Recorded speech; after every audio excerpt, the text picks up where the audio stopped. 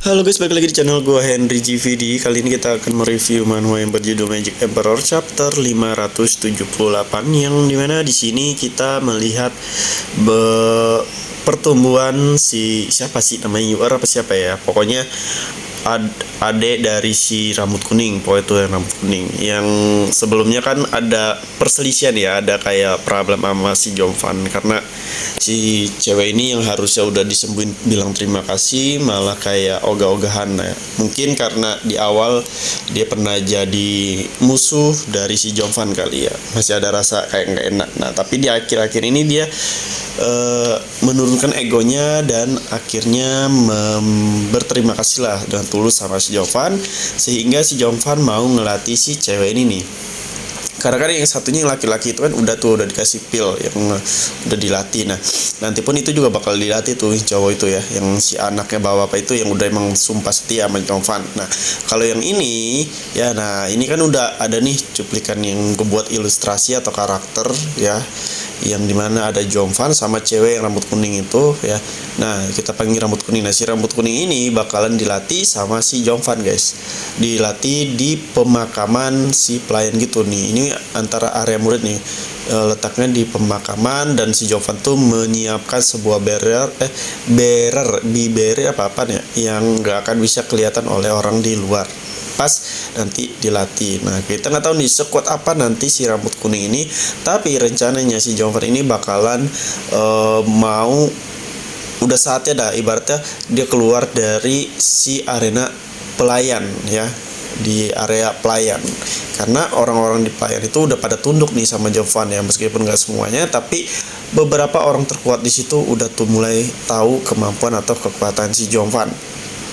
Dan Jongvan pun ya mungkin misinya sekarang hanya menyiapkan beberapa pendukung atau pasukan untuk melawan beberapa orang ya, yaitu dari dari murid luar atau murid dalam atau murid inti nih guys. Karena kalau emang Jongvan udah mau bener-bener naik naik pangkat atau apa pokoknya di sebuah sekte demonik itu ya, dia harus mengalahkan beberapa, hampir seluruh murid sekte atau para tetua ya, tapi bukan bukan ketuanya ya, ketua sekte itu masih kuat banget. Nah karena di sini berarti kalau Jongvan udah bilang kalau dia udah saatnya keluar dari murid pelayan ya, berarti dia udah mengupgrade kekuatannya atau dirinya itu naik tingkatan lah rananya ya kan, yang sebenarnya dia ngumpetin rananya ya, meskipun rananya beda setingkat sama orang tapi dia tetap bisa menang guys, karena tahu sendiri ya tekniknya atau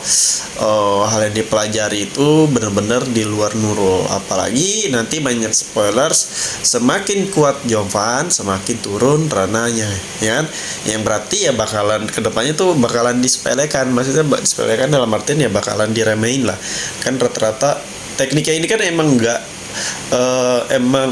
nggak terlalu terkenal ya, ibaratnya nggak terlalu orang banyak tahu.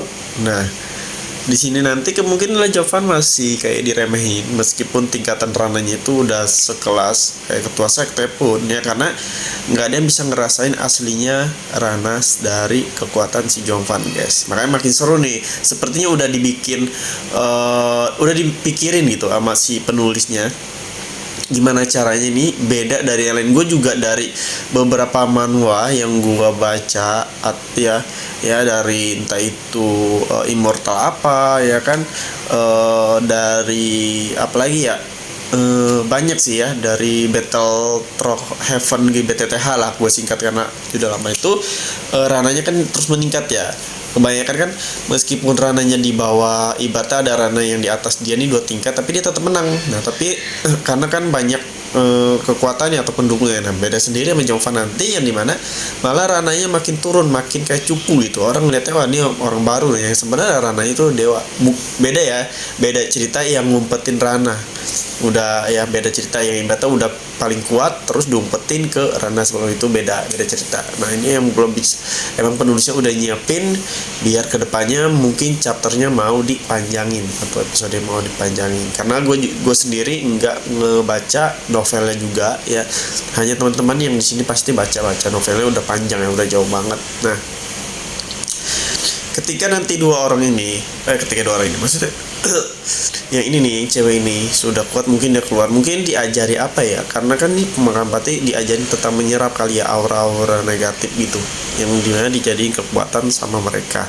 Dan di sini pun ya udah dikasih clue sama lawannya yang di chapter sebelumnya, yang sebenarnya si murid pelayan itu sangat sangat sulit ya untuk keluar, ya kan, karena kan lagi dihukum, sangat-sangat kuat, kecuali ketua sekte sendiri yang memutuskan, ya kan, yang memutuskan untuk wah lu kembali nih ke murid inti atau ke murid luar, murid dalam. Nah, tapi di sini persyaratannya yaitu bisa keluar dari pelayan ketika udah ngelawan beberapa kayak murid luar, murid dalam, murid inti, ya mungkin sampai tetua-tetuanya harus dilawan ya, kita nggak tahu, tapi nanti pas di pertandingan kita ngeliat nih mulai pembantaian Jovan sama si murid. Tapi di sini yang bakalan di apa tuh, kata gue sih yang bakalan si muridnya si Jovan ini yang diajarin dua orang baru ini nih, ini yang bakalan ngikutin kompetisi dulu nih ya, sampai dia menang kompetisi. Dan yang tadi gue bilang kemarin-kemarin, kalau gue nggak tahu yang rambut kuning apakah nanti bakalan jadi murid, maksudnya pasti jadi, tapi bakalan terima enggak dia bakalan jadi murid inti atau dia lebih ngikutin si Jovan terus. Nah, tapi ada salah satu yang laki-laki itu udah setia banget sama Jovan, yang dimana dia bakalan nolak. Ini spoiler dari teman-teman yang baca novel ya.